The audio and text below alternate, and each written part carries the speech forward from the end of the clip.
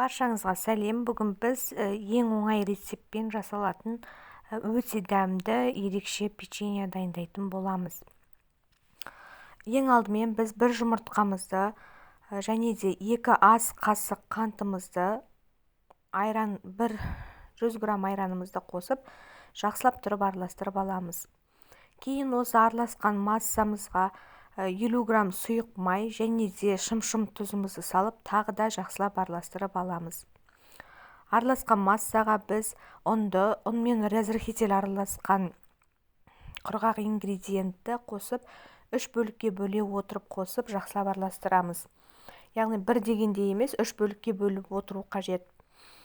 Кейін барлық ұнды қосқаннан кейін кәдімгідей қамыр ретінде илеп, қолмен илей бастаймыз. Міне осындай қолға жабыспайтын қамыр шығуы қажет. Осы қамырымызды біз қатты жұқа етпей, 2-3 сантиметр қалыңдықта болатын қамыр жайып шығамыз. Жайған қамырымыздың бетіне 2-3 қасық, ас қасық қантымызды себеміз.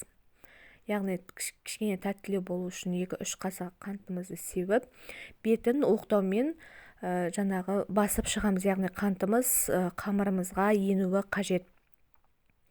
Жақсылап басып аламыз. Осыны басып алғаннан кейін біз 2 сантиметр ете отырып, жақсылап тұрып барлығын бөліктерге кесіп аламыз. Мен 4 бұрышты қылып кестім. Сіздер өздеріңіз қалаған формада кесіп алуларыңызға болады. Осы кесіп алғаннан кейін духовкада, алдын ала қыздырылып тұрған духовкада 180 градуста 15-20 минутта, яғни беті қызарғанша жақсылап тұрып пісіріп аламыз.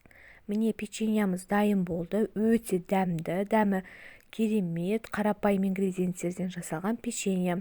Ас болсын. Сіздер маған жазылып, лайк басуды ұмытпаңыз.